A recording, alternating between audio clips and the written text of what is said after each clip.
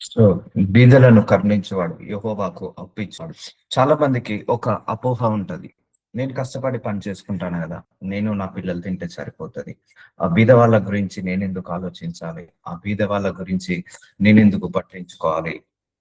వాళ్ళకిస్తే నాకేమొస్తది అని అందరికున్నది కదా. అందరికి ఒక డౌట్ ఉంటది. సో ఆ డౌట్ అంతా క్లియర్ అయిపోవాలి. ఎందుకంటే బీద వాళ్ళకి ఇచ్చినప్పుడు నీకున్న పాపాలు పోతాయి, మనకున్న శాపాలు పోతాయి. బీద వాళ్ళకి ఇచ్చినప్పుడు మనము పరిశుద్ధంగా మారుతాము, నీతిమంతులుగా మారుతాము, మంచి వాళ్ళగా మారుతాము. బీద వాళ్ళకు ఇచ్చినప్పుడు దేవుడు ఫైనాన్సెస్ ని లేమితనంగా, బీద వాళ్ళకి ఇచ్చేవాడికి లేమి కలగదని దేవుడు చెప్పాడు. అంటే లేమితనాన్ని తీసివేస్తాడు. సో చాలా బెనిఫిట్స్ ఉన్నాయి, చాలా అడ్వాంటేజెస్ ఉన్నాయి బీద వాళ్ళకి ఇవ్వడంలో. అందుకే నువ్వు ఎప్పుడైతే బీద వాళ్ళ గురించి కూడా ఆలోచిస్తావో అప్పుడు భూలోకంలో ధన్యుడు అని అంటున్నాడు దేవుడు. బీదలను కరుణిస్తే దేవుడికి డబ్బు ఇచ్చినట్టట. బీదలకు ఆహారం ఇస్తే దేవుడికి ఆహారం ఇచ్చినట్టే. అంతేకాని మనకు ఆకలితో ఉన్నవాడికి ఒక పూట అన్నం పెట్టామనుకోండి, అది మనకు చాలా పుణ్యం ఇస్తది. అంతేకాని అంతేకాని నువ్వు ఏ చర్చిలకు తిరిగినా, ఏ మందిరాలకు తిరిగినా, ఏ మసీదులకు తిరిగినా, ఒక పేదవాడి కడుపు నింపనంత వరకు ఆ పుణ్యం అనేది రాదు. సో ఇక్కడ అంటే దీనివల్ల ప్యూరిఫికేషన్ అనేది స్టార్ట్ అవుతుంది. బీద వాళ్ళకి ఇచ్చినప్పుడు నేను చెప్తున్నాను కదా, తగ్గింపు తత్వం వస్తుంది. బీద వాళ్ళకి ఇచ్చినప్పుడు మనకు ఆ కంపాషన్, దయాగుణం వస్తుంది, కనికరం వస్తుంది, ప్రేమ వస్తుంది, వాత్సల్యం వస్తుంది. బీద వాళ్ళకి ఇచ్చినప్పుడు మనకు లేమితనము పోతుంది. బీద వాళ్ళకి ఇచ్చినప్పుడు మనకు ఆరోగ్యము కూడా రిలీజ్ అవుతుంది, ఫైనాన్షియల్ బ్లెస్సింగ్స్ రిలీజ్ అవుతాయి. సో చాలా బెనిఫిట్స్ ఉన్నాయి, ఆల్మోస్ట్ ఒక 20-30 బెనిఫిట్స్ ఉన్నాయి.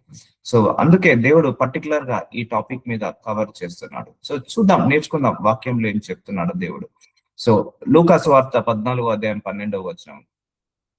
మరి ఆయన తన్ను పిలిచివానితో ఇట్లనెను, నీవు పగటి విందైనను రాత్రి విందైనను చేయునప్పుడు నీ స్నేహితులైనను సహోదరులైనను నీ బంధువులైనను ధనవంతులకు నీ పొరుగు వారినైనను పిలువవద్దు.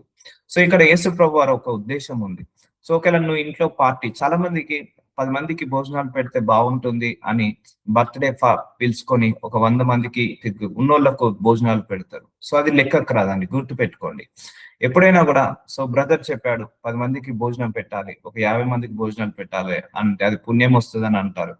సో కరెక్టే, గాని ఆ భోజనము లేని వాళ్ళకు పెట్టాలి, సో ఉన్న వాళ్ళకు పెట్టడం కాదు. సో ఇప్పుడు బర్త్డే అయింది, మనం ఒక 50 మందిని పిలుస్తాము, భోజనాలు పెడతాం వాళ్ళకు, అది నీకు చారిటీ కిందకి కన్సిడరేషన్ కాదు. అందుకే నువ్వు పగటి విందైనను రాత్రి విందైనను చేయనప్పుడు, అంటే నువ్వు ఏమైనా సెలబ్రేషన్ చేసుకున్నప్పుడు నీ స్నేహితులైనను నీ సహోదరులైనను నీ బంధువులనైనను ధనవంతులకు నీ పొరుగు వారినైనను పిలవవద్దు అంటున్నాడు. ఒకవేళ నిన్ను మరల పిలుతురు గనుక నీకు ప్రత్యుపకారము కలుగును. సో ఇప్పుడు మనం పిలిస్తే వాళ్ళు మళ్ళీ పిలుస్తారు, సో వాళ్ళకు మనకి ఇక రుణం ఏముండదు.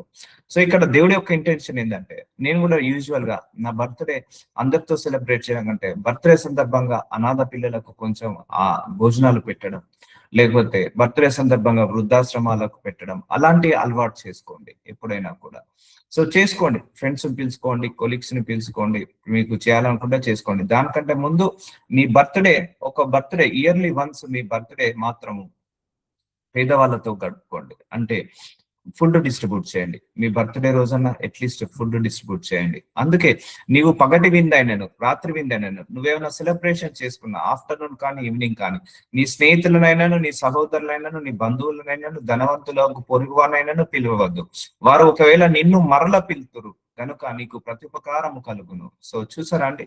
సో అంటే నువ్వు ఉన్న వాళ్ళకు పెడితే, నువ్వు ఉన్న వాళ్ళకు నువ్వు ఆహారం ఇస్తే అది కన్సిడర్ చేయడు దేవుడు. ఎప్పుడైనా కూడా లేని వాళ్ళకి ఇచ్చినప్పుడే దేవుడు అది కన్సిడర్ కింద చేస్తాడు. ఎందుకంటే మనం ఒకరిని బర్త్డే పార్టీకి పిలిచాము, వాళ్ళకి భోజనం పెట్టాం, వాళ్ళ బర్త్డే ఉన్నప్పుడు మనల్ని పిలుస్తారు, వాళ్ళు భోజనం పెడతారు. సో మనకేమైతుంది, ఇక రుణం చెల్లినట్టు. ఇప్పుడు మనం పేదవాళ్ళకు ఫుడ్ డిస్ట్రిబ్యూట్ చేసాం అనుకోండి, వాళ్ళు మనకేమైనా ఇవ్వగలుగుతారా? ఇవ్వలేరు. సో అక్కడ నువ్వు ధన్యుడవు అవుతావు. అయితే నీవు విందు చేయనప్పుడు బీదలను అంగహీనులను కుంటివాడును గుడ్డివాడును పిలువము. సో చూసారా అండి, నువ్వు ఒకవేళ చేయాలనుకుంటే, చారిటీస్ చేయాలనుకుంటే బీద వాళ్ళకు చేయండి, అంగహీనులకు చేయండి, కుంటి వాళ్ళకు గుడ్డి వాళ్ళకు చేయండి. ఒకవేళ మీ బర్త్డే సెలబ్రేషన్స్ ఉన్నా, మీ పిల్లల బర్త్డే సెలబ్రేషన్స్ ఉన్నా, అనాథ శరణాలలో చేయండి, వాళ్ళకు ఒక పూట డిస్ట్రిబ్యూట్ చేయండి. లేకపోతే వృద్ధాశ్రమాలు ఉన్నాయి, లేకపోతే బ్లైండ్ పీపుల్ ఉంటారు కొన్ని, ఒక సంఘము ఓన్లీ బ్లైండ్ పీపుల్ ని నడిపిస్తుంది, గుడ్డి వాళ్ళను నడిపిస్తుంది. సో వాళ్ళ దగ్గరికి వెళ్ళి సెలబ్రేట్ చేసుకోండి అంటున్నాడు. సో చూసారా అండి, అందుకే yearly once your birthday celebration should happen in that places. నీకు ప్రతీకారం చేయటకు వారికి ఏమీ లేదు. సో వాళ్ళు మళ్ళా మనకు తిరిగి ఇవ్వరు. అక్కడే ధన్యత. గనుక నీవు ధన్యుడవగుదువు. అందుకే నువ్వు ఎవరికైనా సహాయం చేసినా, ఎవరికైనా దానం చేసినా, ధర్మం చేసినా తిరిగి ఎక్స్పెక్ట్ చేయొద్దు. ఎప్పుడైనా గుర్తుపెట్టుకోండి. ఏ సహాయం చేసినా, ఏ దానం చేసినా, ఏ ధర్మం చేసినా మళ్ళీ తిరిగి ఎక్స్పెక్ట్ చేయొద్దు. నువ్వు దేవుడి దగ్గర నుంచే నీకు రివార్డ్ వస్తుంది. సో చూసారా, వాళ్ళు ఇప్పుడు మనము గుడ్డి వాళ్ళకి ఇచ్చిన, పేద వాళ్ళకి ఇచ్చిన, అంగహీనులకు ఇచ్చిన, వస్త్రహీనులకు ఇచ్చిన వాళ్ళు మళ్ళా మనకు తిరిగి ఏమి ఇవ్వరు కాబట్టి నీవు ధన్యుడవగుదువు. నీతిమంతుల పునరుత్థానమందు నీవు ప్రత్యుపకారం పొందు అని చెప్పాను. చూసారా, నీతిమంతుల పునరుత్థానమందు. సో రేపు రెండో రాకడ సమయంలో నువ్వు ఏవైతే ఈ చారిటీస్ చేస్తున్నావో అప్పుడు దేవుడు నీకు రివార్డ్ గా ఇస్తా అంటున్నాడు. ఇప్పుడు అర్థమవుతుందా అండి ఎన్ని మర్మాలు ఉన్నాయో, బీద వాళ్ళకి ఇవ్వడంలో ఎన్ని మర్మాలు ఉన్నాయో, ఎంత గొప్ప ఆశీర్వాదం ఉందో. సో రేపు పునరుత్థాన దినమందు నీకు దేవుడు రివార్డ్ ఇస్తా అంటున్నాడు. అంటే నువ్వు ఎంతమందికి నువ్వు పేదవాళ్ళను నువ్వు చూసుకుంటావో దేవుడు అంతగా నిన్ను ఆశీర్వదిస్తాడు, అంతగా నిన్ను హెచ్చిస్తాడు. ఎందుకంటే వాళ్ళకి ఇస్తావు, మళ్ళీ వాళ్ళ దగ్గర నుంచి నీకు ఏమీ రాదు. రానప్పుడే మనం ధన్యుడవవుతాము. అంతేగాని చాలా మంది బ్రదరు భోజనాలు పెట్టమన్నాడు కానీ బర్త్డేకి చుట్టుపక్కన వాళ్ళని, ఇంటి వాళ్ళని, ఇంటి ఎదురు వాళ్ళని ఇచ్చి భోజనాలు పెట్టి నేను పుణ్యాత్ముడు అనుకుంటే మాత్రం ఆ పుణ్యము రాదు. లేని వాళ్ళకి ఇచ్చినప్పుడే ఆ పుణ్యం వస్తుంది. లేని వాళ్ళకి ఇచ్చినప్పుడే ధన్యుడవవుతావు అని అంటున్నాడు దేవుడు. సో అందుకే every year any celebration you can go and you can visit the orphans houses, లేకపోతే ఓల్డ్ ఏజ్ హౌస్ కి ఎంతో కొంత డబ్బు ఇచ్చేసి ఒక పూట భోజనం పెట్టండి. అప్పుడు నువ్వు ధన్యుడవవుతావు.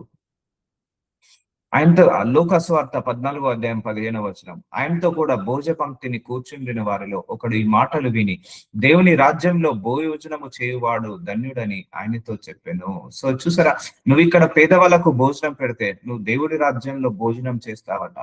సో అర్థమవుతుందా అండి ఎంత ఇంపార్టెన్స్ ఉందో చారిటీలో. చాలా బ్లెస్సింగ్స్ ఉన్నాయి. ఈవెన్ పరలోక ద్వారాలు ఓపెన్ అవుతాయి చారిటీస్ చేసినప్పుడు. పరలోక మేఘాలు ఓపెన్ అవుతాయి. పరలోక ద్వారాలకు మనకు ఎంట్రీ దక్కుతుంది. సో అందుకే ఎప్పుడైతే నువ్వు భూలోకంలో నీకంటే అల్పులను, నీకంటే సల్పులను చూసుకుంటావో అప్పుడు పరలోకంలో నువ్వు గొప్పవాడిగా అవుతావు. గొప్ప ధనాన్ని నువ్వు కూడా పెట్టుకుంటావు. అందుకే భూలోకంలో నువ్వు పేదవాళ్ళకి ఇచ్చిన ప్రతిసారి కూడా నువ్వు పరలోకంలో ధనాన్ని దాచుకుంటున్నట్టు. అర్థమవుతుందా? సో భూలోకంలో నువ్వు ఒక 100 రూపాయలు భూలోకంలో పేదవాళ్ళకి ఖర్చు పెట్టావా, అయితే అదే 100 రూపాయలు పరలోకంలో నువ్వు దాచుకుంటున్నట్టు. So it's a deposit. When you are spending some money to God, when you are spending some money to poor people, so you are depositing your money in the heaven. So అర్థమవుతుందా? అలా ఉంటుంది అన్నట్టు.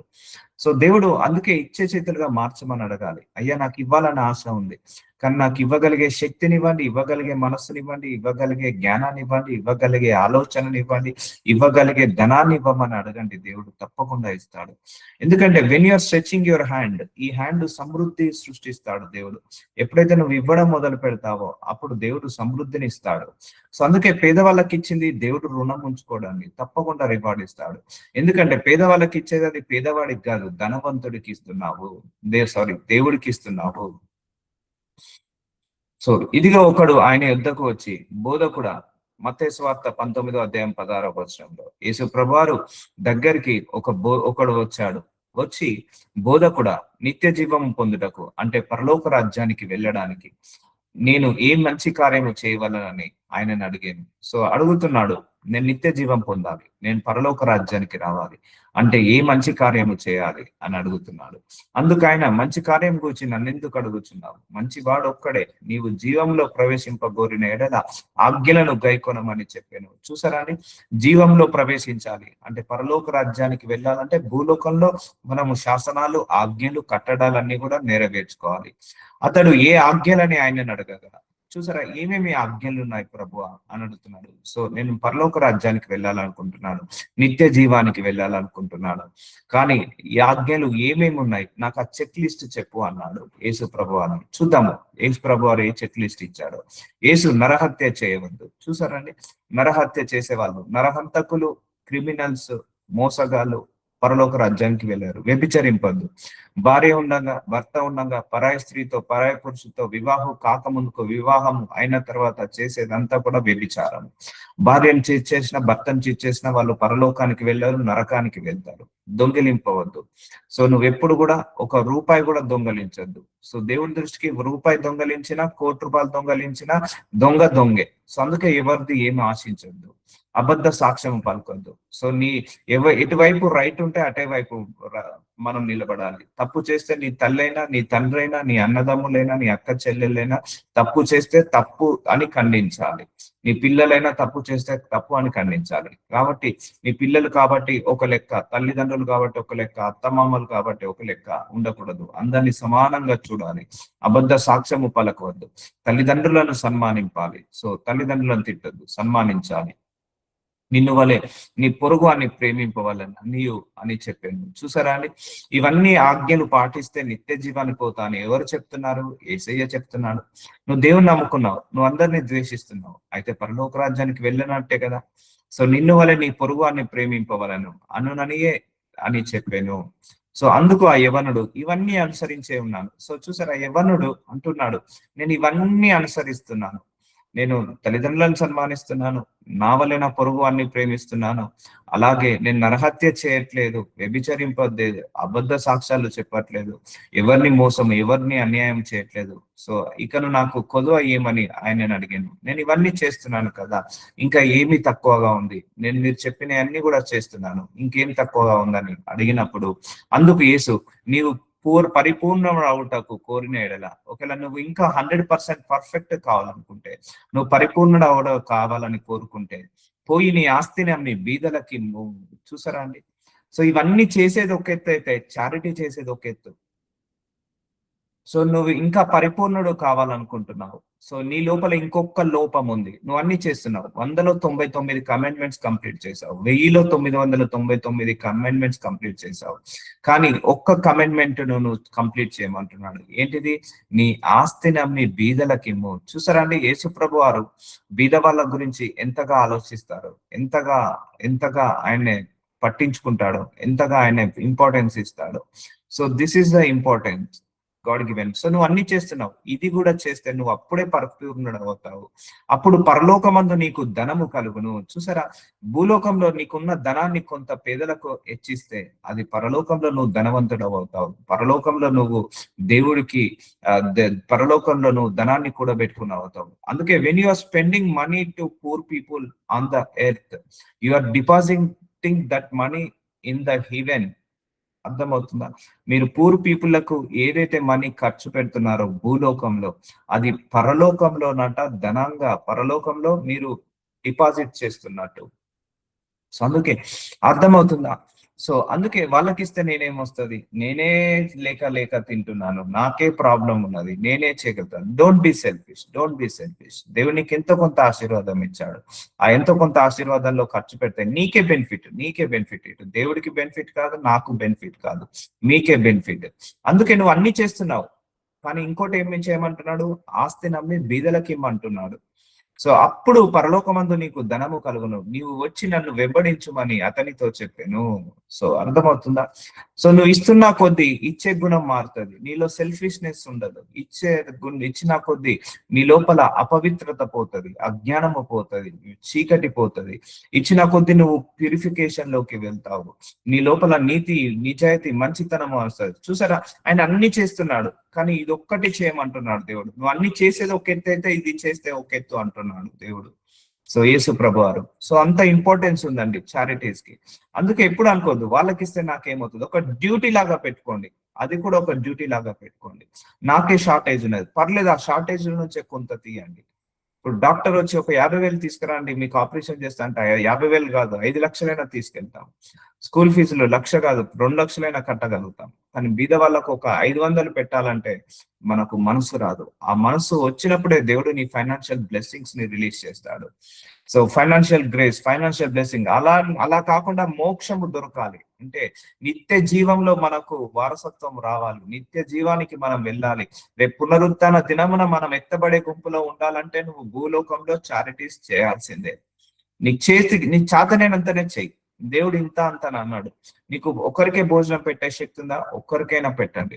10 మందికి పేదవాళ్ళకు చూసుకునే శక్తి ఉందా? 10 మందికి పెట్టండి. 50 మందికి ఉందా? 50 మందికి ఉంది. సో లేక నీకు 50 మందికే ఉంది, 50 మందికే పెట్టండి, కానీ 500 మందికి పెట్టకండి.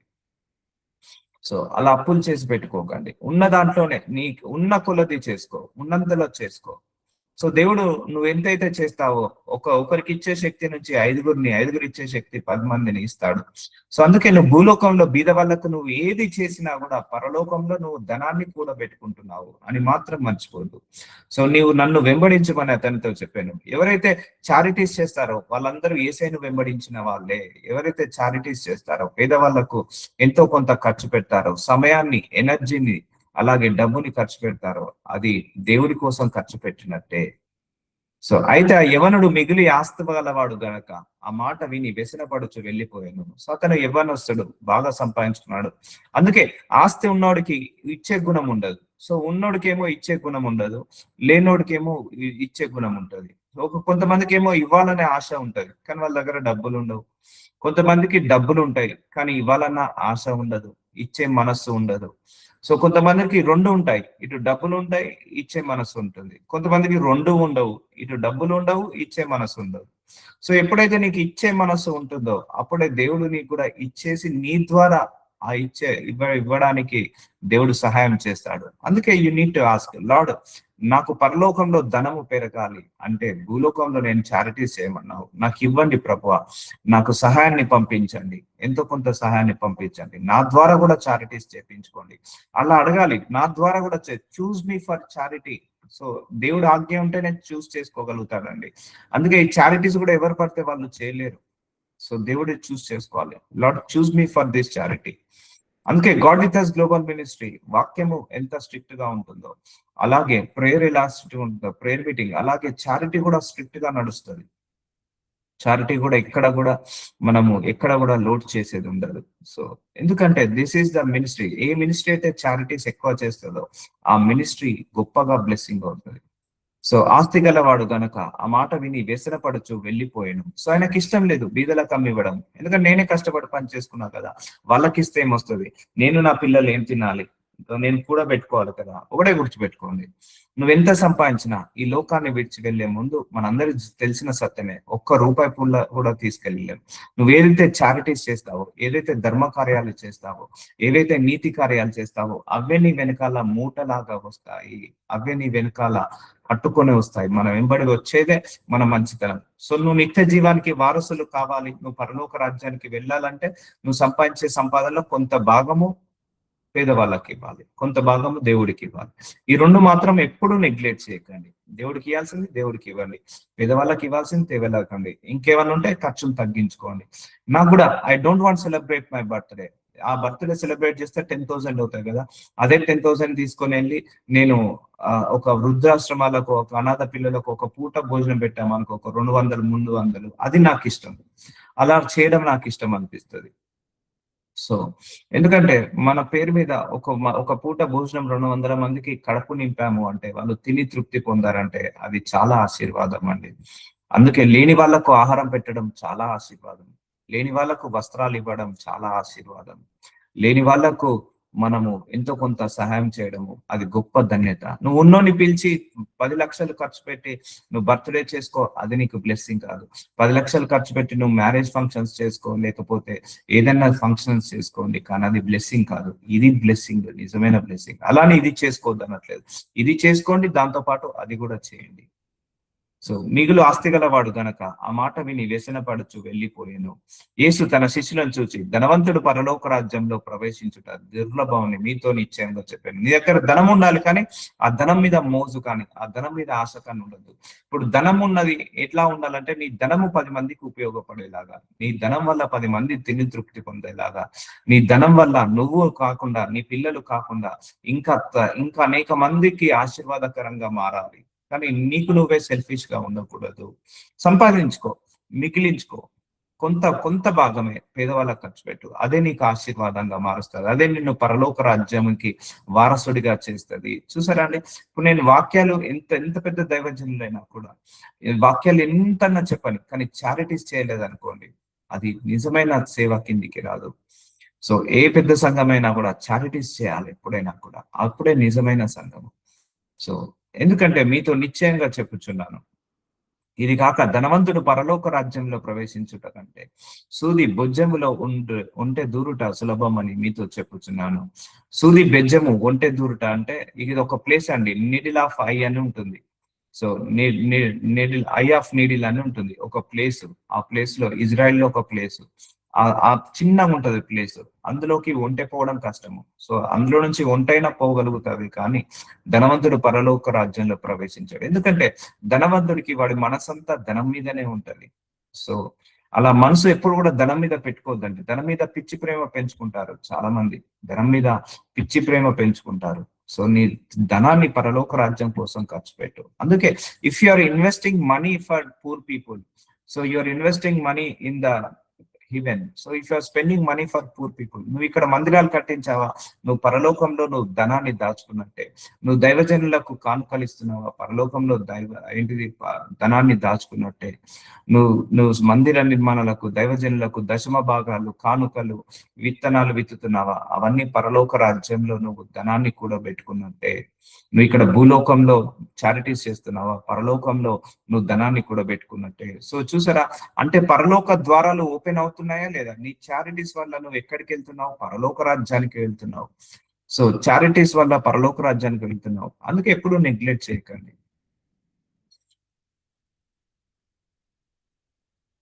ఓకే. సామెతలు 22:1 గొప్ప ఐశ్వర్యం కంటే మంచి పేరును వెండి బంగారముల కంటే దయయు కోరగనివే.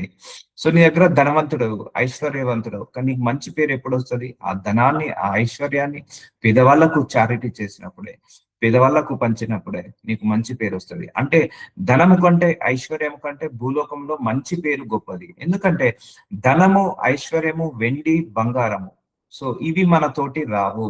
ఏవి వస్తే మనతోటి? మంచి పేరు మాత్రమే మనతోటి వస్తుంది. రేపు పరలోకానికి వెళ్ళిన తర్వాత నీ మంచి పేరుని బట్టే, నువ్వు చెడ్డ పేరు తెచ్చుకున్నావు అనుకో, నువ్వు పరలోకానికి వెళ్ళలేవు. మంచి పేరు తెచ్చుకున్నావు అంటే పరలోకానికి వెళ్తావు. మంచి పేరు రావాలంటే చారిటీస్ చేయాలి. మంచి పేరు రావాలంటే నీకంటే తక్కువ స్థాయి వాళ్ళను, అల్పులను సల్పులను నువ్వు చూసుకోవాలి. సో దయము కోరదగినవి. సో దయయు అంటే నువ్వు దయ. సో బంగారము వెండి కంటే దయ, గొప్ప ఐశ్వర్యం కంటే దయ చూపించడం, కరుణ చూపించడం, ప్రేమ చూపించడం అది గొప్పది, అది కోరదగినవి. సో అందుకే merciful on your people, poor people. Merciful గా ఉందాము. సో సో ఇప్పుడు అర్థమవుతుందా? నువ్వు వెండి బంగారం సంపాదించిన దానికంటే దయ సంపాదించేది గొప్పది. నువ్వు గొప్ప ఐశ్వర్యము కంటే మంచి పేరు సంపాదించుకున్నావు. అందుకే ధనము కంటే గుణము గొప్పది. ఎప్పుడైనా కూడా ధనము కంటే గుణము గొప్పది. సో ఎప్పుడైనా కూడా మంచి పేరుని సంపాదించుకోండి. సో మంచి పేరు రావాలంటే మంచి కార్యాలు చేయాలి. సో మంచి కార్యాలు చేయాలంటే చారిటీస్ చేయాలి. సో పేదవాళ్ళకు ఖర్చు పెట్టండి. సో పేదవాళ్ళ గురించి ఆలోచించండి. ఎంతసేపు నేను, నా పిల్లలు, నా మనవళ్ళు, నా మనవరాలు. సో ఇది ఒకటే కాదండి. దేవునికి ఇచ్చింది సామర్థ్యాన్ని ఇంకా పెంచుకోండి. ఇచ్చిన సామర్థ్యాన్ని పెంచుకోండి. Don't be selfish. సో సామెతలు 22:2 ఐశ్వర్యవంతులను దరిద్రులను కలిసి ఉందరు. చూసారా, మనం ఏ దేశానికి వెళ్ళినా, ఏ రాష్ట్రానికి వెళ్ళినా, ఏ గ్రామానికి వెళ్ళినా అక్కడ ఒక ఐశ్వర్యవంతుడు ఉంటాడు, దరిద్రులు కూడా ఉంటారు. వారందరినీ కలగజేసిన వాడు యెహోవాయే. చూసారా, ఒక దరిద్రాన్ని చూసి మనం ఎప్పుడు కూడా విమర్శించద్దండి. ఆ పేదవాడిని ఎప్పుడు విమర్శించద్దు. ఆ ధనం లేని వాడిని ఎప్పుడు విమర్శించద్దు. ఆ అప్పుల్లో ఉన్న వాళ్ళని ఎప్పుడు విమర్శించద్దు. ఆ గుడిసెలో ఉన్న వాళ్ళని ఎప్పుడు విమర్శించద్దు. ఎందుకంటే అందరినీ కూడా దేవుడే సృష్టించాడు. కొంతమంది కృప చొప్పున వాళ్ళని ఆ స్థాయిలో పెట్టాడు, కొంతమంది కృప చొప్పున ఐశ్వర్యవంతులుగా పెట్టాడు. దేవుడు ఎందుకు మనకు ఐశ్వర్యం ఇస్తాడంటే మన ద్వారా ఆ దరిద్రులకు కొంత సహాయం చేసి మనల్ని పరలోకానికి తీసుకెళ్లాలని. అర్థమవుతుందా? నువ్వు ఎప్పుడైతే దరిద్రుల కోసం కొంత ఖర్చు పెడతావో పరలోక రాజ్యంలోకి నీకు ద్వారాలు ఓపెన్ అవుతాయి. సో చూసారా, ఇవి రెండు దేవుడే కలుగ చేస్తాడు. ధనవంతులను, ఐశ్వర్యవంతులను, దరిద్రులను, గుణవంతులను అందరినీ ఆయనే కలుగ చేస్తాడు. దరిద్రుని దోచుకొనవద్దు. గుమ్మమునొద్ద దీనులను బాధపరచవద్దు. బాధ పెట్టద్దండి. ఒకవేళ నీ దగ్గర ఇవ్వడానికి లేకపోతే ఇవ్వలేదని చెప్పాలి. అందుకే వాళ్ళని ఎప్పుడు కూడా కసురుకోవద్దు. దరిద్రుని ఎప్పుడు కూడా కసురుకోవద్దు. పేదవాడిని ఎప్పుడు కూడా కసురుకోవద్దు. లేమిలో ఉన్న వాడిని ఎప్పుడు కూడా కించపరచొద్దు. సో ఇవన్నీ కూడా నిత్య జీవానికి వారసులుగా చేస్తాయి నిన్నన్ని కూడా. సో ఇంత మెర్సిఫుల్ గా ఉండాలి మనము. ఇంత ఫేవర్ గా ఉండాలి. ఇప్పుడు అర్థమవుతుందా? ఇప్పుడు అందరికీ ఒక క్వశ్చన్ ఉంటది, నేనే కష్టపడి సంపాదిస్తున్నా, నాకే సరిపోవట్లేదు, నేను ఇప్పుడు కష్టపడి సంపాదిస్తే నా పిల్లలకు ఎలా ఉంటది, వాళ్ళకి ఎవరు చేస్తారు, నాకు లేనప్పుడు ఎవరు ఇస్తారు, నేను ఉన్నప్పుడు ఖర్చు పెడితే నాకు లేనప్పుడు ఎవరు ఇస్తారు? దేవుడు ఇస్తాడు, దేవుడు పంపిస్తాడు. ఎందుకంటే నువ్వు యెహోవాకు అప్పిచ్చువాడు అంటున్నాడు దేవుడు. బీద వాళ్ళకు ఇస్తే దేవుడికి అప్పిచ్చేవాడట. ఎంత లేట్ అయితే వడ్డీ వస్తుంది, వడ్డీకి చక్ర వడ్డీ వస్తుంది. సో అందుకే నువ్వు వీళ్ళ గురించి ఆలోచించు, దేవుడు నీ గురించి నీ పిల్లల గురించి ఆలోచిస్తాడు. ఎందుకంటే బీదలను కరుణించువాడు ధన్యుడు అన్నాడు దేవుడు. బీదలను కరుణించేవాడు ధన్యుడు అన్నాడు. సో అందుకే ప్యూరిఫికేషన్ స్టార్ట్ అవుతుంది. సో దయా గుణం వస్తుంది, ప్రేమ గుణం వస్తుంది, తగ్గించు తత్వం వస్తుంది. సో అందుకే బాధపరచవద్దు, దీనిని ఎప్పుడు కూడా బాధపరచవద్దు. నువ్వు ఇస్తూనే ఉండు, దేవుడు నీకు ఏదో ఒక రూపకంగా సహాయం చేస్తూనే ఉంటాడు. నువ్వు ఇస్తూనే ఉండు, నీకు హెల్త్ ఇష్యూస్ రాకుండా చేస్తాడు. ఇస్తూనే ఉండు, నీకు ఫైనాన్స్ ప్రాబ్లం రాకుండా చేస్తాడు. నువ్వు ఇస్తూనే ఉండు, బ్లెస్సింగ్స్ రిలీజ్ అవుతుంటే నువ్వు ఇస్తూనే ఉండు. కరువులో ఉన్నప్పుడు, నీకు అవసరం ఉన్నప్పుడు నువ్వు ఏదైతే ఇవి చారిటీ చేసావో అవే నీకు రివార్డు లాగా వస్తాయి. సో ప్రేర్ చేసుకొని ఇవ్వండి ఏది చేసినా కూడా. యెహోవా వారి పక్షంన వాద్యమాడును. చూసారా అండి, ఈ దేవుడు పేదవాళ్ళ పక్షాన వాద్యమాడతాడు. అందుకే నువ్వు వాళ్ళను నెగ్లెక్ట్ చేయొద్దు, అందుకే నువ్వు వాళ్ళను ధిక్కరించొద్దు, అందుకే నువ్వు వాళ్ళను తక్కువ చేసి చూడొద్దు, నువ్వు వాళ్ళ రూపాన్ని చూడొద్దు. వాళ్ళ లోపల దేవుడి ఆత్మ ఉంది. సో దేవుడు వాళ్ళ పక్షాన వాద్యమాడును, ఆయన వారిని దోచుకొని వారి ప్రాణమును దోచుకొనును. చూసారా అండి, అంటే నువ్వు వాళ్ళకు కొంత ఖర్చు పెట్టకపోతే వాళ్ళ డబ్బును కూడా నువ్వు దొంగలిస్తున్నావు అని అర్థము. So so this is the commandment. దేవుడు నిన్ను బ్లెస్ చేసింది ఎందుకు? ఇతరులకు నువ్వు ఆశీర్వాదకరంగా మారడానికే, ఇతరులకు మనం అందరం కూడా ఆశీర్వాదకరంగా మారడానికే. సో అందుకే ఆ పిసినారితనం అనేది తీసివేయాలి. బైబిల్లో ఉంది, పిసినారులు లోబులు పరలోక రాజ్యానికి ప్రవేశించలేరు. సో నీ కష్టం వచ్చినప్పుడు, నీకు అవసరం వచ్చినప్పుడు, నీ బాధ వచ్చినప్పుడు, నీకు అందరూ మర్చిపోయినా దేవుడు మాత్రం మర్చిపోడు. నువ్వేం ఎక్స్పెక్ట్ చేయకు. ఇప్పుడు మనం 20 మంది బెగ్గర్స్ కి మనం ఫుడ్ పెట్టాము, మనం ఏమైనా ఎక్స్పెక్ట్ చేస్తామండి? ఎక్స్పెక్ట్ చేయనప్పుడే నీకు ప్రతిఫలం ఉంటది. అందుకే you will get great reward. నీకు చాలా గొప్ప రివార్డ్ ని దేవుడు ఏం చేస్తాడు? పడుస్తాడు. సో రేపు పరలోకానికి వెళ్ళిన తర్వాత ఇవన్నీ కూడా దేవుడు గుర్తు చేస్తాడు. నువ్వు చేసే ప్రతి యాక్టివిటీస్ ఆయన బుక్ లో రాసి పెట్టుకుంటాడు. ఆయన దగ్గర ఒక జీవ గ్రంథం ఉంటది. నువ్వు ఎంతమందికి చారిటీ చేసావు, ఎంతమంది నువ్వు ఆదరించావు, ఎంతమంది నువ్వు ఓదార్చావు, ఇదే ఆయన దగ్గర, నీ దగ్గర లెక్క ఉంటది. కానీ నువ్వు ఎన్ని బ్యాంక్ బ్యాలెన్స్ ఉంది, ఎన్ని తులాల బంగారం కొనుక్కున్నావు, ఎన్ని కిలోల వెండి కొనుక్కున్నావు, ఎన్ని 4 చక్రాల లగ్జరీ కార్స్ కొనుక్కున్నావు, ఈ లెక్కలు దేవుడు రాయడండి. అర్థమవుతుందా? రేపు పరలోకానికి వెళ్ళినప్పుడు మన ముందు ఒక బుక్ ఓపెన్ అవుతుంది, ద బుక్ ఆఫ్ లైఫ్, జీవ గ్రంథము. ఆ జీవ గ్రంథంలో నువ్వు ఎంతమందిని విమర్శించావు, ఎంతమందిని దూషించావు, ఎంతమందికి సాయం చేశావు, ఎంతమందికి సువార్త ప్రకటించావు, ఎంతమందికి ప్రార్థనలు చేశావు, ఎంతమందికి మంచి చెప్పావు, ఎంతమందికి చెడు చెప్పావు, ఎంతమందితో గొడవ పడ్డావు, ఎన్ని చారిటీస్ చేశావు, ఎంతమందికి ఆహారం ఇచ్చావు, ఎంతమందికి దాహం ఇచ్చావు, ఎంతమందికి వస్త్రాలు ఇచ్చావు. సో ఈ లెక్కలు ఉంటాయి అక్కడ. అంతేకాని నువ్వు ఎన్ని తులాల బంగారం కొనుక్కున్నావు, ఎన్ని కిలోల వెండి కొనుక్కున్నావు, ఎన్ని ల్యాండ్స్ కొనుక్కున్నావు, ఎన్ని ఇల్లులు కొనుక్కున్నావు, ఈ లెక్క అయితే అక్కడ ఉండదండి. ఈ లెక్క ఉండదు. ఆ లెక్కను బట్టే నీకు శిక్ష, ఆ లెక్కను బట్టే నీకు తీర్పు వస్తుంది. కాబట్టి నువ్వు చారిటీస్ చేస్తే దేవుడు నీ గతంలో చేసిన తప్పులు, పొరపాట్లు, పాపాలు అన్ని కూడా తుడిచివేస్తాడు. సో అర్థమవుతుందా? మోక్షం ఇక్కడే దొరుకుతుంది మనిషికి. ఎప్పుడైనా మోక్షము ఇక్కడే దొరుకుతుంది. సో ఇద్దరిని కలగ చేసింది ఎవరు? దేవుడే. అందుకే ఐశ్వర్యవంతుడుగా నిన్ను దేవుడు ఒక స్థాయిలో పెట్టాడంటే నీకంటే తక్కువ స్థాయి వాళ్ళను చూసుకోవాలనే కదా. దోచుకున్న వారి ప్రాణమును దోచుకొనెను. అందుకే దేవుడు పేదవాళ్ళ పక్షాన ఉంటాడు. సో నువ్వు ఎప్పుడైతే వాళ్ళ గురించి కూడా ఆలోచిస్తావో, నువ్వు దేవుడి గురించి ఆలోచించినట్టే. సో అది దేవుడి సేవలో ఒక భాగం అండి. నిజంగా ఎవరైతే పేదవాళ్ళకు కూడా భోజనం పెడతారో అది దేవుడికి సేవ చేసినట్టే, దేవుడికి సేవ చేసినట్టే. ఆయన ఏమన్నాడు? నాకు ఆహారం పెడితే, పేదవాళ్ళకు పెడితే నాకు పెట్టినట్టే అన్నాడు. సో అలా అనుకొని చేసేయండి. సో మనము సహోదరులను ప్రేమించుచున్నాము కనుక మరణంలో నుండి జీవంలోకి దాటి ఉన్నామని ఎరుగుదము. 1 యోహాను 3:14 ప్రేమ లేనివాడు మరణమందు నిలిచి ఉన్నవాడు. సో క్రీస్తు ప్రేమను ఇలా చూపించండి అంటున్నాడు. సో క్రీస్తు యొక్క ప్రేమ. అందుకే చూడండి, క్రైస్తవులు అంటేనే ప్రేమ, క్రైస్తవులు అంటేనే చారిటీ, క్రైస్తవం అంటేనే సేవ. సో ఈ దేశంలో కూడా అనేక మంది ఏంటిది స్కూళ్ళు స్థాపించారు. అనేక మంది మిషనరీ స్కూల్స్ స్థాపించి ఆ మిషనరీ స్కూల్స్ ద్వారా చాలా మందికి ఉచిత విద్యను లేకపోతే తక్కువ ఫీజులో విద్యను అందించారు. సో చాలా మందికి ఏంటిది హాస్పిటల్స్ కట్టించి ఆ తక్కువ ఫీజులో హాస్పిటల్స్ ని కట్టించి తక్కువ ఫీజు తోటి వైద్యం అందించారు. కొన్ని అయితే ఉచిత వైద్యము, ఉచిత విద్య అందించారు, ఉచిత పెన్షన్స్ ఇచ్చారు. సో అందుకే ఇదన్నీ కూడా దేవుడి యొక్క ప్రేమ ఉన్న వాళ్ళు ఇలా చేస్తారు. నువ్వు దేవుడి యొక్క ప్రేమను నువ్వు చూపించాలంటే నీవు నీ కుటుంబ సభ్యుల మీద మాత్రమే కాదు, బీద వాళ్ళ మీద కూడా నువ్వు ఎప్పుడైతే ఖర్చు పెడతావో అప్పుడైతే దేవుడి ప్రేమను నువ్వు వాళ్ళ మీద చూపించాడు. క్రీస్తు ప్రేమ చూపించాలంటే నువ్వు అది చేయాల్సిందే. అది చేస్తేనే నీ లోపల క్రీస్తు ప్రేమ ఉన్నట్టు. ప్రేమ లేనివాడు మరణమందు నిలిచి ఉన్నాడు. సో అంటే నువ్వు పేదవాళ్ళకు చారిటీ చేస్తున్నావు, పేదవాళ్ళకు భోజనం పెడుతున్నావా, అయితే నీకు క్రీస్తు ప్రేమ నీలో ఉన్నట్టు, నువ్వు క్రీస్తు ప్రేమను 10 మందికి పంచుతున్నట్టు. తన సహోదరుని ద్వేషించేవాడు నరహంతకుడు. చూసారా అండి, మనము ఈజీగా అందరినీ ద్వేషిస్తాము. అంటే నువ్వు నరహత్య చేయాల్సిన అవసరం లేదు. నువ్వు ఒకరిని మనసులో ద్వేషించుకున్నా కూడా నరహత్యతో సమానమే, నరహత్యతో సమానమే. ఏ నరహంతకుని యందు నిత్య జీవం ఉండదని మీరు ఎరుగుదురు. చూసారా అండి, ఎంత గొప్ప మర్మం ఉందో ఈ వాక్యంలో. మనము ఇంట్లో భార్యను ద్వేషిస్తాము, భర్తను ద్వేషిస్తాము, పిల్లలను ద్వేషిస్తాము, తల్లిదండ్రులను ద్వేషిస్తాము, ఇంటి వారిని, ఇంటి పొరుగు వారిని, అందరినీ ద్వేషిస్తాము. సో అంటే నువ్వు ఒక మనిషిని ద్వేషిస్తే వాడిని నరహత్య చేసిన దాంతో సమానం. నువ్వు అనుకుంటున్నావేమో, అయ్యో నేను ఇప్పటి వరకు ఎవరిని కూడా నరహత్య చేయలేదేమో అని. కానీ ఎవరిని నరహత్య చేయలేదు, కానీ మనసులో ద్వేషించుకుంటున్నావు అంటే నరహత్య చేసిన దాంతో సమానము.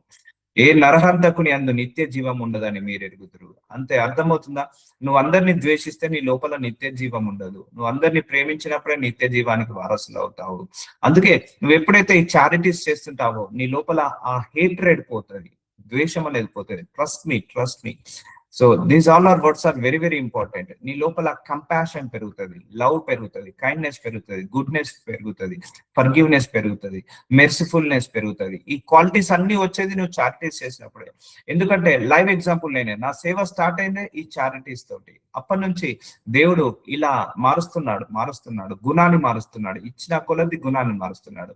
అందుకే I will do with my own hands, నా చేతులతోటే నేనే చాలా మందికి చేస్తాను. ఎందుకంటే ఇచ్చిన కొద్ది నా లోపల ఆ ప్యూరిఫికేషన్ స్టార్ట్ అవుతుంది, ఇచ్చిన కొద్ది మెర్సిఫుల్ గుణం వచ్చేస్తుంది. అది నిత్య జీవానికి వారసులుగా మార్చే గుణము ఆ గుణము. సో ఆయన మన నిమిత్తము ప్రాణము పెట్టాను గనుక. సో నీ గురించి అంటే ఆ పేదవాడి గురించి కూడా దేవుడు ప్రాణం పెట్టాడా లేదా? ఆ డబ్బు లేని వాడి గురించి, ఆ దరిద్రుడి గురించి, ఆ మనీ లేని వాడి గురించి కూడా దేవుడు ప్రాణం పెట్టాడా లేదా? పెట్టాడు. దీని వలన ప్రేమ ఎట్టిదని తెలుసుకుంటున్నాము. మనము కూడా సహోదరుల నిమిత్తము మన ప్రాణంలోను పెట్టబద్దలమై ఉన్నాము. సో ఈ లోకపు జీవనోపాధి కలగవాడై ఉండి, సో ఈ లోకంలో నువ్వు ఎంతో కొంత సంపాదించుకుంటున్నావు. తన సహోదరునికి లేమి కలుగుట చూచి, అంటే నీ పక్కన ఉన్న వాళ్ళకు లేమి లేకుండా చూచి, అతని ఎడల ఎంత మాత్రము కనికరం చూపని వాని అందు దేవుని ప్రేమ ఎలాగ నిలుచును. చూసారండి, దేవుడి ప్రేమ నీలో నిలబడాలంటే నీకు నీ జీవనోపాధి, ఈ లోకంలో జీవనోపాధి కలిగిన వాడై ఉండి, సో నీకు ఎంతో కొంత శాలరీ ఇస్తున్నాడు దేవుడు, ఎంతో కొంత దేవుడు నీకు ఫైనాన్షియల్ బ్లెస్సింగ్ ఇచ్చాడు, ఎంతో కొంత నువ్వు ఫైనాన్షియల్స్ గా బ్లెస్ అయ్యావు ఉండి, నీ సహోదరుడు లేమి కలుగుట చూచి, సహోదరుడు అంటే నీ ఒక దరిద్రుడు కూడా మనకు సహోదరుడితో సమానం. పరలోక రాజ్యంలో మనం అందరం నివసిస్తాం. దరిద్రుడు, పేదవాడు, ధనవంతుడు, ఏ లోటు ఏ భేదం ఉండదు, అక్కడ అందరూ సమానంగా ఉంటారు. సో అందుకే నీ పేదవాడు లేమి కలుగుట చూచి అతని ఎడల ఎంత మాత్రము కనికరము చూపని వాని యందు. సో చూసారా, అతని ఎడల కనికరం చూపలేకపోతే దేవుడి ప్రేమ ఎలాగో నిల్చును. ఇప్పుడు అర్థమవుతుందా? నువ్వు చారిటీస్ చేస్తున్నావంటే క్రీస్తు ప్రేమను నువ్వు కనపరుస్తున్నట్టు. నువ్వు చారిటీస్ చేయట్లే అంటే క్రీస్తు ప్రేమ నీ లోపల లేనట్టు. సో ఇప్పుడు అర్థమవుతుందా ఎంత ఇంపార్టెంట్? ఇప్పుడు ఇన్ని ప్రయోజనాలు ఉన్నాయి. ఇప్పటి వరకు ఒక 20 ప్రయోజనాలు వచ్చాయి మనకు, 20-25 వరకు బెనిఫిట్స్ ఉన్నాయి. సో ఎంత గొప్పగా వాక్యం విన్నాము, ఎంత గొప్పగా వాక్యము బోధించామన్నది కాదు, ఎంతగా చారిటీస్ చేశామన్నదే ముఖ్యము. సో దీనిని బట్టే దేవుడు పరలోక రాజ్యానికి వారసులుగా చేస్తాడు. దీనిని బట్టే నీ పరలోక రాజ్యంలో ధనము కూర్చోబెడతావు. అందుకే రేపు మనము ఈ భూలోకాన్ని వెళ్ళిన తర్వాత మన సంపాదించిన ఆస్తిలో ఒక చిల్లి గవ్వ కూడా మనతోటి రాదు. ఒక ల్యాప్టాప్ కానీ, ఒక మొబైల్ ఫోన్ కానీ ఈ భూలోకంలో ఏది రాదు. నువ్వు చేసే ధర్మ కార్యాలే, నువ్వు చేసే దాన ధర్మాలే, నువ్వు చేసే సహాయాలే, నువ్వు చేసే మంచి కార్యాలే నీ వెంబడి ఒక మూటలాగా వస్తాయి. నీ వెంబడి ఒక మూటలాగా కట్టుకొని వస్తాయి. అవే నిన్ను నిత్య రాజ్యానికి వారసులుగా చేస్తాయి. అదే నిన్ను పాపాల నుంచి, దోషాల నుంచి విడుదల కలుగా చేస్తాయి. సో నిజమైన పుణ్యము, నిజమైన మోక్షము ఒక పేదవాడి కడుపులో నువ్వు ఒక పూట భోజనం పెట్టినప్పుడే నీకు నిజమైన పుణ్యము, నిజమైన మోక్షము దక్కుతుంది. నీ పాప క్షమాపణలు కూడా అక్కడే దొరుకుతాయి. అంతేకాని మనం నీళ్ళల్లో మునిగిన, లేకపోతే నీళ్లు మీద చల్లుకున్నా, లేకపోతే పూజలు చేసిన, చర్చిలకు వెళ్ళిన, మందిరాలకు వెళ్ళిన మన పాప క్షమాపణ కాదు. మనకు నిజమైన బ్లెస్సింగ్ అనేది, నిజమైన ప్యూరిఫికేషన్ అనేది పేదవాళ్ళకి ఇచ్చినప్పుడే జరుగుతుంది. దేవుని ప్రేమ ఎలాగో నిల్చును. సో చూసారా, నీకు దేవుడి ప్రేమ నీ లోపల నిల్చుందంటే నీ ప్రేమ నీ పిల్లలకు, నీ భర్తకు, నీ భార్యకు మాత్రమే కాదు. You can extend that love to poor people, extend that love to beggars కానీ, పూర్ పీపుల్ కానీ నీ ప్రేమను కనపరచు, నీ ప్రేమను చూపించు. అప్పుడే క్రీస్తు ప్రేమ ఉన్నట్టు. లేదా నువ్వు అందరి మీద విరోధం పెట్టుకుంటున్నావా, అయితే నువ్వు నరహత్య చేసిన దాంతో సమానము అని అంటున్నాడు. చిన్న పిల్లలారా, మాటతోను నాలుకతోను కాక క్రియతో సత్యంతో ప్రేమింపును. చూసారా, నోటి మాటలు. నేను ఎన్ని 100 బోధనలు చెప్పినా నేను గొప్పవాడిని కదండి. అర్థమవుతుందా? నేను ఎన్ని గొప్ప వాక్యాలు చెప్పినా, ఈ జన్మంతా ఒక 1 మిలియన్ మెసేజెస్ ఇచ్చిన గొప్పవాడిని కాదు. ఎప్పుడైతే నేను క్రియలలో చూపిస్తానో, ప్రేమ కానీ, మా సత్యము కానీ, లేకపోతే ఏదైనా కూడా క్రియలలో చూపించినప్పుడే అప్పుడే నిజమైన వాడిగా అవుతాము. మాటతోను నాలుకతోను, మాటలు ఎన్నైనా చెప్పొచ్చు అండి, నాలుకతో ఎన్నైనా మాట్లాడొచ్చు, కానీ క్రియలో చూపించమంటున్నాడు. నీ ప్రేమను క్రియలో చూపించమంటున్నాడు. అందుకే ఇది నువ్వు చారిటీస్ చేస్తావా, నీ దేవుడి యొక్క ప్రేమను క్రియలో చూపించినట్టు. So will continue tomorrow. So నజరేయుడనేసయ్య, ఇదిగో తండ్రి, చారిటీస్ గురించి గొప్పగా చెప్పావు తండ్రి. Thank you so much. Your purifiers. మమ్మల్ని వాక్యం ద్వారా మాట్లాడి మాట్లాడి మాట్లాడి మా లోపల మార్పుని తీసుకొస్తున్నందుకు, మమ్మల్ని ప్యూరిఫై చేస్తున్నందుకు మీకే మహిమ కలుగును గాక. అయ్యా, ఇప్పటి వరకు మాకు తెలియదు నాయన, ఇంత గొప్ప ఆశీర్వాదము ఈ విషయంలో దాచిపెట్టావని. అయ్యా, మా అందరికీ మంచి బ్లెస్సింగ్ మెసేజ్ ని ఇచ్చి మమ్మల్ని అందరినీ కూడా మీ వాక్యానుసారంగా నడిపిస్తున్నందుకు మీకే మహిమ కలుగును గాక. అయ్యా, మేము కూడా మా పొరుగు వారిని, తక్కువ స్థాయి వాళ్ళను, దరిద్రులను, పేదవాళ్ళను చూసుకొని అయ్యా మేము కూడా నిత్య జీవానికి వారసులయ్యే కృపను మా అందరికీ దయచేయమని యేసు నామంలో ప్రార్థిస్తున్నాను తండ్రి. అయ్యా, నీ వల్ల నీ పొరుగువాన్ని ప్రేమించమన్నావు.